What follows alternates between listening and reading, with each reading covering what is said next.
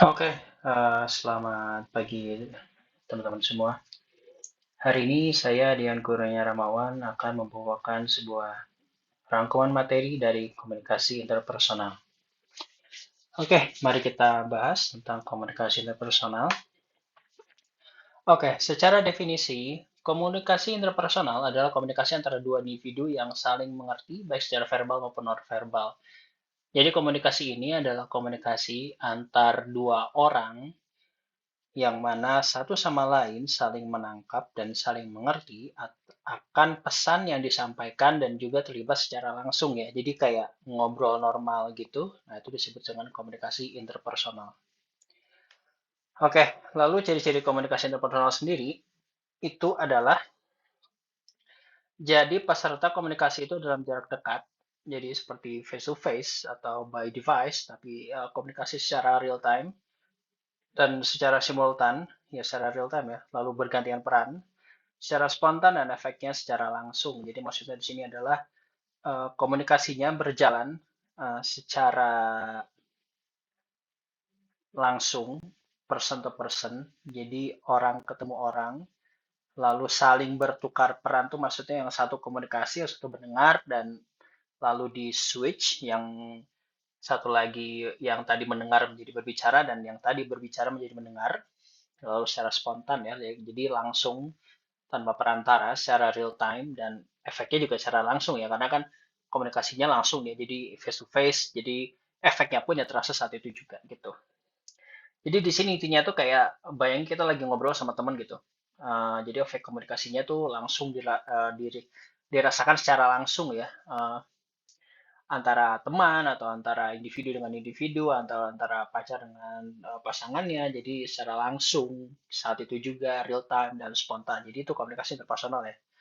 Tanpa seperti kayak melalui WhatsApp atau melalui chat, melalui apa yang mana takes time yang dan juga tidak secara real time dan bahkan membutuhkan waktu yang cukup lama ya dan efeknya pun nggak terjadi saat itu juga gitu. Nah, kalau komunikasi interpersonal itu ya kayak kita ngobrol aja sama orang gitu. Intinya efeknya langsung saat itu juga terasa dan pesannya pun tersampaikan saat itu juga gitu. Nah, lalu faktor pengaruh komunikasi interpersonal itu ada 4 ya. Jadi pertama persepsi interpersonal, konsep diri, atraksi interpersonal dan hubungan interpersonal. Kita bahas satu-satu ya.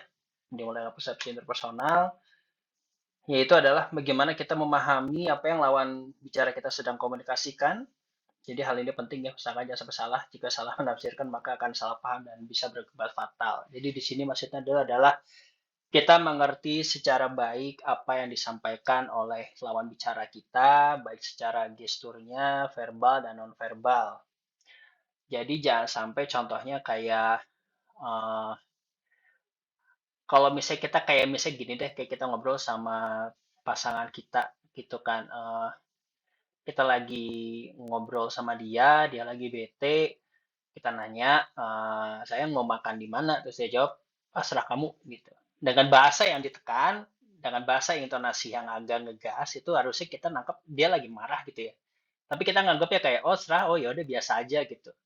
Nah itu ada hal yang nggak connect gitu. Kita nganggapnya dia santai, tapi sebenarnya dia itu lagi kurang oke gitu. Jadi akhirnya ya kita memaknai komunikasi itu jadi salah salah tangkap gitu yang mana sebenarnya dia lagi marah malah kita santai aja dan malah kita juga menanggapnya juga dengan santai yang akhirnya ya malah memperkeruh situasi gitu. Jadi di sini penting banget ya untuk kita tetap aware dan sebisa mungkin untuk mengerti apa yang lawan bicara kita eh, sampaikan baik secara verbal dan non verbal dan pasti kan kita juga punya empati saat berbicara ya jadi kita bisa mengerti perasaan orang yang kita sedang bicara seperti itu kurang lebih. Lalu di sini konsep diri, jadi konsep diri ini lebih ke arah bagaimana kita memandang diri kita ya. Saat kita berbicara dengan orang lalu caranya gimana yaitu misalkan memandang diri kita secara positif. Nah, menurut saya cara terbaik yang dilakukan adalah mempersiapkan diri secara knowledge dan mempelajari etika agar lebih percaya diri. Jadi kalau teman-teman pernah mungkin belajar hal debat, belajar kayak kita berkomunikasi atau bernegosiasi itu kita nggak bisa nih cuma hanya berpikir oh kita orang positif, kita membawa positive vibes, kita membawa istilahnya kayak self talk, kalau kita tuh bisa, yang nggak bisa gitu juga. Kita harus juga mempersiapkan diri dengan knowledge yang cukup, wawasan yang luas, untuk meningkatkan rasa percaya diri kita ya. Karena again, apa yang diri kita tuh terefleksikan dari apa yang kita ketahui, wawasan kita, dan juga apa yang ilmu kita yang kita punya gitu. Jadi uh, dengan memandang diri kita positif itu menurut saya kurang cukup. Jadi perlu juga kita meningkatkan knowledge, meningkatkan wawasan supaya ketika ngobrol dengan siapapun gitu kita mudah nyambung gitu, nggak ada rasa minder gitu. Kita bisa ketika berbicara dengan orang-orang yang bisa dibilang uh, mungkin knowledge-nya kurang dengan kita bisa membumi, dan ketika kita berbicara dengan orang-orang high value, kita bisa mengimbangi wawasan mereka gitu. Jadi pentingnya menambah wawasan di situ ketika kita berbicara. Lalu selain itu juga ciptakan persona diri secara positif, tidak perlu sempurna, penting konsisten, realistis, dan nyaman dijalani. Jadi di sini yang penting kita memandang diri kita tuh siapa, lalu kita juga kayak menganggap diri kita tuh siapa, kita yang setting nih, kita misalnya kayak saya ini pribadi yang periang, atau pribadi yang penyayang atas sesama, baik dan lain-lain, mudah dipercaya, orangnya jujur, amanah. Uh, Pokoknya tetap konsisten seperti itu. Sebisa mungkin kita jaga diri kita seperti itu, maka ya orang lain juga bakal menganggap kita dengan seperti itu gitu. Jadi uh, orang lain nggak salah tangkap siapa diri kita gitu kan, dan tidak menganggap kita tuh sesuatu yang kita tuh tidak inginkan gitu kan. Seperti misalnya kita sering lupa, sering teledor, sering melanggar amanah, jadi kita orang lain menganggap kita orangnya pembohong, kurang amanah, atau dalam ekstrimnya munafik gitu kan. Jadi hal itu hal yang kita tidak inginkan ya. Jadi perlunya konsisten di situ. Dan realistis juga, jadi jangan terlalu tinggi, pokoknya santai, normal, masih realistis yang mana kita bisa capai, dan yang penting kita nyaman aja ngejalaninnya gitu kan. Dan juga yang terakhir, membuka pikiran juga penting.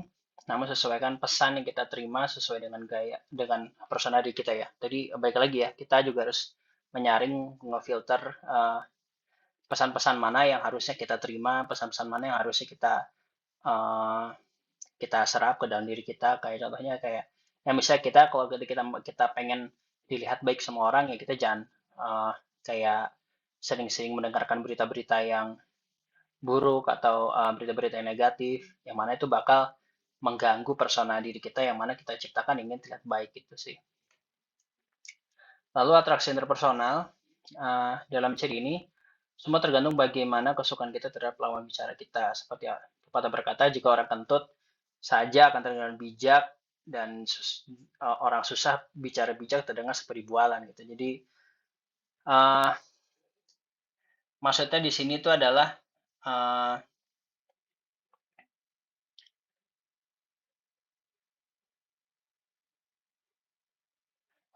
jadi di sini itu adalah kayak kita tuh bakal menganggap orang itu baik ketika memang uh, orang itu tuh apa ya, gini. Jadi uh, kita akan menganggap orang itu baik kalau kita suka sama dia walaupun dia tuh salah gitu. Misalnya kayak ada orang yang cukup mungkin tampan, dia orangnya luar biasa, keren, kece gitu kan.